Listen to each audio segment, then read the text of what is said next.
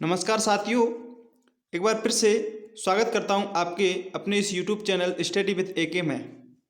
साथियों, रीट शिक्षक भर्ती हेतु मॉडल पेपर 3 साइकोलॉजी का जो मॉडल पेपर नंबर 3 है वो आज मैं आपके सामने लेकर के आया हूं।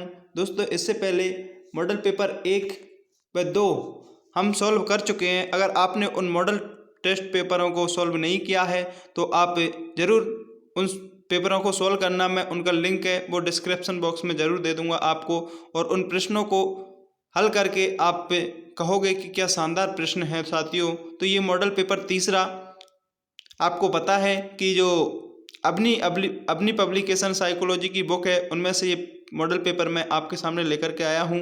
तो चलिए दोस्तों, आज का मॉडल पेपर नंबर 3 हम शुरू करते हैं। इससे पहले 2 मॉडल पेपर हम सॉल्व कर चुके हैं। आपने उन मॉडल पेपरों को ज़रूर सॉल्व कीजिएगा। तो चलिए बिना समय व्यतीत किए आज के पहले प्रश्न की ओर बढ़ते हैं। हमारा पहला प्रश्न है कि एक बालक शेर को देख करके भाग जाता है। एक जो बालक होता है वो किसको देख करके भाग जाता है? शेर को देखकर भाग जाता है। ये संवेग का सिद्धांत है। ये किस सिद्धांत में उन्होंने इस बात को कहा है? तो साथियों, जेम्स लेंगे जो सिद्धांत है, जेम्स लेंगे का जो संवेगात्मक विकास के सिद्धांत के अंतर्गत ये कहा गया है। नेक्स्ट प्रश्न है, दूसरा प्रश्न आता है आपके सामने कि सत्य कथन नहीं है। इनमें से कौन सा कथन है जो सत्य नहीं है? ये आपके सामने 4 ऑप्शन दे रखे हैं, उनमें से 3 तो सही हैं और एक है जिसका जो मिलान है वो सही नहीं है। तो हमें वो मिलान वाला प्रश्न है वो छांटना है कि इनमें से कौन सा कथन है वह सही नहीं है। बात करते हैं व्यक्ति पूर्णता के प्रकार होता है। बिल्कुल, ये कॉल रोजर्स द्वारा कहा गया है। सदन परिपक्वता की अवस्था रॉस ने कहा है। जन्म के समय बालक समाज निरपेक्ष होता है, ये क्रो एंड क्रो का कथन है। लेकिन 2 बालक समान मानसिक योग्यता के नहीं होते, ये जॉन लॉक ने कहा, ये असत्य है। तो आपका राइट आंसर कौन सा हो जाएगा? ऑप्शन नंबर 4 हो जाएगा। नेक्स्ट प्रश्न की ओर बढ़ते हैं। अगला प्रश्न है, क्रिया प्रसूत अनुबंधन की विशेषता नहीं है। दोस्तों, क्रिया प्रसूत अनुबंधन का सिद्धांत किसके द्वारा दिया गया था? B.F. स्किनर के द्वारा दिया गया था। इसमें इन्होंने अपने सिद्धांत में चूहे और कबूतर पर प्रयोग किया था और इन्होंने बताया कि व्यक्ति को जो रिपोर्समेंट यानी कि पुनर्बलन है वो तत्काल दिया जाना चाहिए। तो इसमें अब इसकी जो विशेषता है, फिर वही बात कि 3 विशेषता इससे संबंधित है, लेकिन एक विशेषता है जो इससे रिलेटेड नहीं है, तो उसको हम देखते हैं। क्रिया प्रसूत अनुबंधन का सिद्धांत अनुक्रिया सामान्यीकरण होता है। बिल्कुल, इन्होंने सबसे पहले अनुक्रिया को महत्व दिया था, जबकि थॉर्नडाइक ने किसको महत्व दिया था? उद्दीपक को दिया था। उसका इन्होंने विरोध भी किया था। प्रभाव के नियम पर आधारित है। बिल्कुल हाँ, कह सकते हैं कि ये प्रभाव के नियम पर आधारित होती है। पुनर्बलन अनुसूची है, लेकिन उद्दीपक सामान्यीकरण नहीं होता। क्रिया प्रसूत अधिगम सिद्धांत के अंतर्गत B.F. स्किनर ने सर्वप्रथम अनुक्रिया को महत्व दिया है और उसके बाद जब अनुक्रिया करेगा तो उद्दीपक तक वो व्यक्ति है, जो भी प्राणी है वो पहुंच जाएगा। तो आपका राइट आंसर ऑप्शन नंबर 4 हो जाएगा प्रश्न नंबर 3 में। नेक्स्ट प्रश्न की ओर बढ़ते हैं। अगला प्रश्न है, अधिगम का सोपान नहीं है। देखिए, अधिगम का सोपान कौन सा नहीं है? तो इसका राइट आंसर कौन सा होगा? इसका राइट आंसर होगा वंचन। वंचन अधिगम का कोई सोपान नहीं होता, जबकि आवश्यकता अधिगम का सोपान होता है। समायोजन होता है, व्यवहार में परिवर्तन होता है। नेक्स्ट अगला प्रश्न है, असम्मिलित है। कौन सा है जिनमें से जो असम्मिलित है? अर्थपूर्ण अधिगम डेविड आशुवल द्वारा दिया गया था। अनुभवजन्य मैस्लो ये नहीं था। बिल्कुल ये गलत है साथियों। अनुमोदक प्रेरक क्राउनी मॉर्लो ये सही है। डिस्पेजिया गतिक कौशल से रिलेटेड करता है, लेकिन जो असम्मिलित है तो इसमें अनुभवजन्य अधिगम मैस्लो द्वारा नहीं दिया गया था। इसका राइट आंसर ऑप्शन नंबर 2 हो जाएगा। अगला प्रश्न है,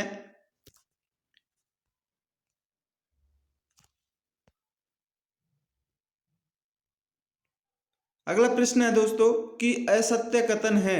असत्य कथन छांटना है। इनमें से अंतर्मुखी एकांतवासी विचार प्रदान व अध्यात्मक प्रदान होते हैं। बिल्कुल सही है। अंतर्मुखी व्यक्तित्व का जो वर्गीकरण है वो किसने दिया था?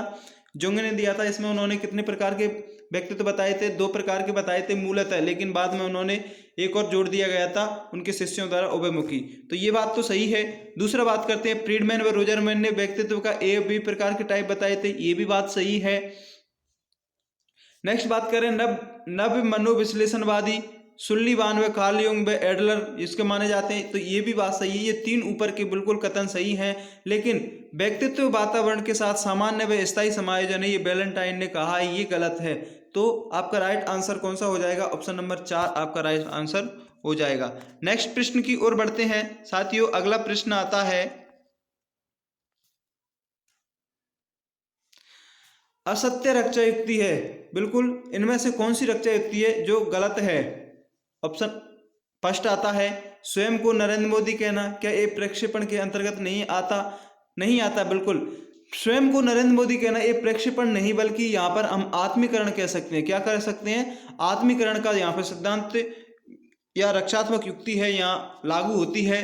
तो नेक्स्ट सेकंड ऑप्शन की ओर बढ़ते हैं, बलपूर्वक किसी विचार को दबाना समन कहलाता है, अंगूठा चूसना प्रतिगमन कहलाता है, और बिना बनावे मुंह हिलावे प्रतिक्रिया निर्माण होता है। तो आपका जो इस क्वेश्चंस के राइट आंसर होगा वो स्वयं को नरेंद्र मोदी कहना प्रक्षेपण के अंतर्गत नहीं आता। ऑप्शन नंबर ए आपका राइट आंसर हो जाएगा। नेक्स्ट प्रश्न की ओर बढ़ते हैं। प्रश्न नंबर आता है 8वां कि कुसमायोजन का लक्षण है। कौन सा है जो कुसमायोजन का लक्षण है? तो पलायन करना बिल्कुल कुसमायोजन को दर्शाता है, पैरे लाना, गाली गलौज करना, ये सभी हैं जो कुसमायोजन के लक्षण है। तो ऑप्शन नंबर 4 आपका राइट आंसर हो जाएगा। नेक्स्ट प्रश्न की ओर बढ़ते हैं साथियों। अगला प्रश्न आता है आपका कि बुद्धि के संबंध में कौन सा कथन है जो कि गलत है? बुद्धि के संबंध में कौन सा कथन है जो गलत है? तो बताइए कौन सा कथन है? दोस्तों, आर्मी बीटा परीक्षण है वो बुद्धि के संबंध में ये गलत तथ्य है, क्योंकि जो आर्मी बीटा बुद्धि परीक्षण है वो सामूहिक बुद्धि परीक्षण न होकर के व्यक्तिगत अशाब्दिक बुद्धि परीक्षण माना जाता है। नेक्स्ट प्रश्न की ओर बढ़ते हैं। प्रश्न आता है 10वां कि असत्य कथन है। कौन सा असत्य कथन है? तो असत्य कथन कौन सा? 10वें प्रश्न का आंसर होगा हमारा ऑप्शन नंबर 3। त्रिविमीय सिद्धांत है वो स्टर्नबर्ग ने दे करके किसके द्वारा दिया गया था? गिलफोर्ड के द्वारा दिया गया था। तो स्टर्नबर्ग द्वारा कौन सा दिया गया? स्टर्नबर्ग द्वारा त्रितंत्रीय सिद्धांत दिया गया था। नेक्स्ट प्रश्न की ओर बढ़ते हैं। प्रश्न है 11वां,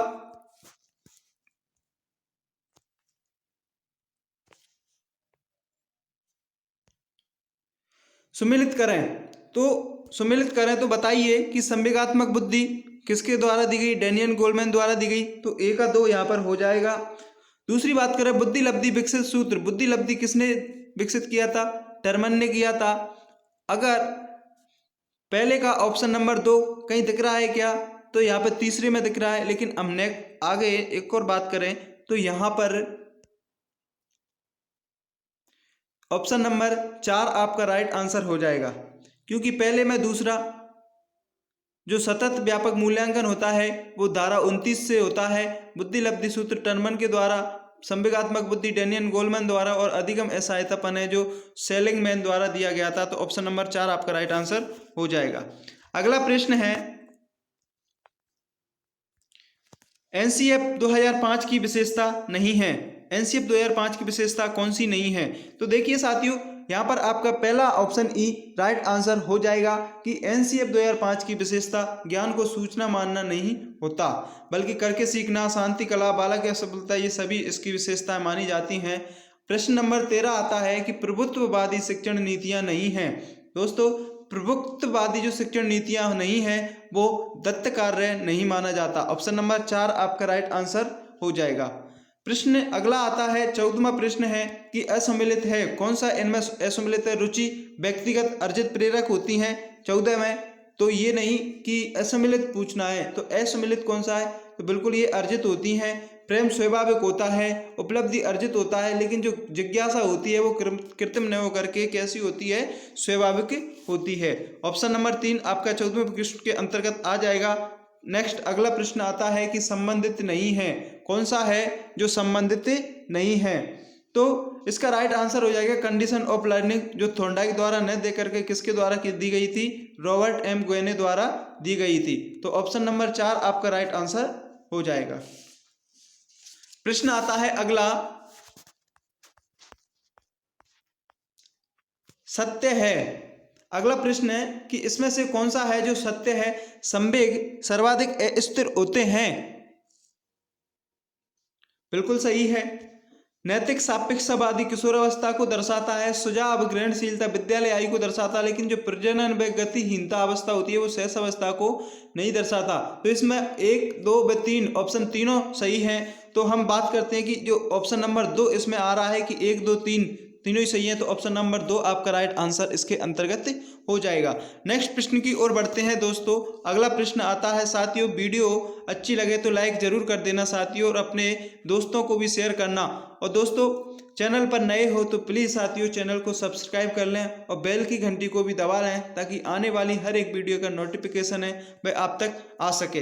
रोजाना आप एक मॉडल टेस्ट पेपर आपके सामने लेकर के आते हैं, तो उस प्रश्न को मॉडल पेपर को अच्छे शानदार तरीके से हल करना और अपनी जो तैयारी है उसको और अच्छे से मजबूत करना, और अपने स्तर को भी चेक करना कि हम किस प्रकार से इन मॉडल पेपर को कितना स्कोर हम कर रहे हैं। तो अगला प्रश्न आता है, 17वां प्रश्न है कि RTE 2005 के संबंध में विशेषता है वह नहीं है। दोस्तों RTE 2005 का जो RTE 2005 नहीं दोस्तों, यहाँ पर 2009 होना चाहिए, यहाँ पर थोड़ा मिसप्रिंट हो गई है। तो इसमें 38 धारा और 7 अध्याय बिल्कुल सही है।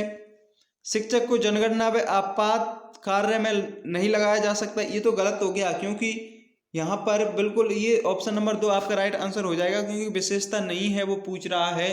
तो शिक्षक को बिल्कुल जायज़ है कि उसमें लिखा गया है कि जनगणना और आपात कार्य में लगाया जाए, लेकिन यहाँ पर नहीं है, तो ये इसका राइट आंसर हो जाएगा। अगला प्रश्न है, प्रश्न आता है प्रक्षेपी विधि है, इनमें से कौन सी है जो प्रक्षेपी विधि है। तो दोस्तों प्रक्षेपी विधि कौन कौन सी मानी जाती है। कथानक विधि प्रक्षेपी विधि के अंतर्गत आती है।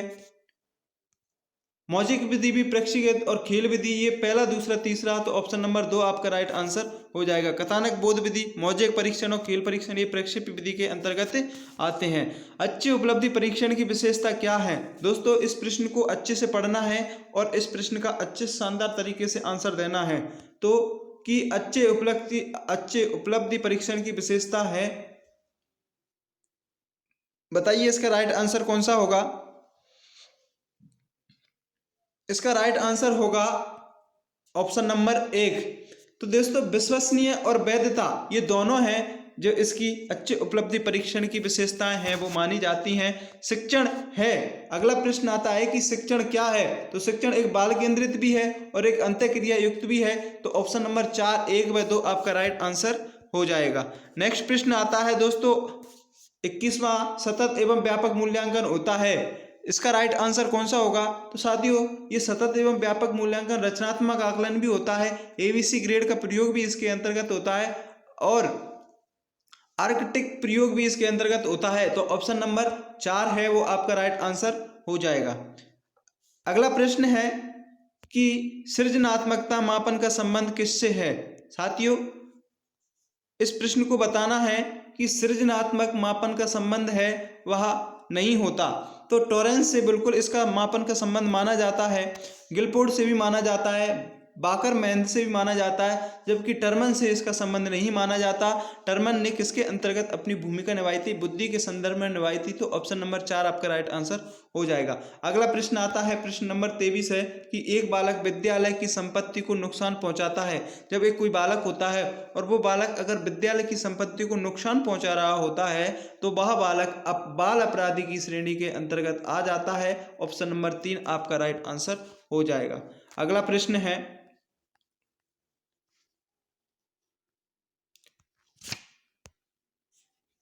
प्रश्न है कि सुमेलित है, इनमें से कौन सा है जो सुमेलित है। उच्च शिक्षा, पिछड़ा बालक, ये तो हो ही नहीं सकता।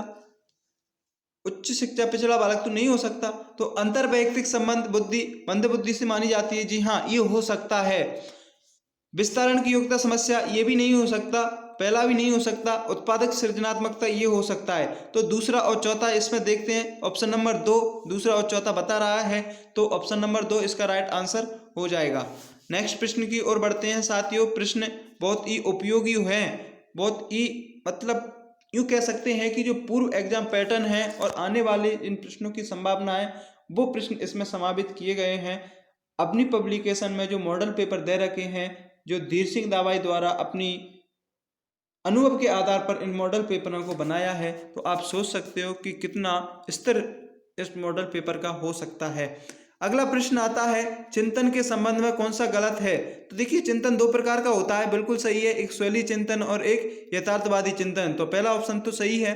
मानसिक प्रतिभा, तर्कना व समस्या समाधान की प्रक्रिया ही चिंतन है, ये भी सही है। प्रतीकों का प्रयोग होता है, ये गलत है।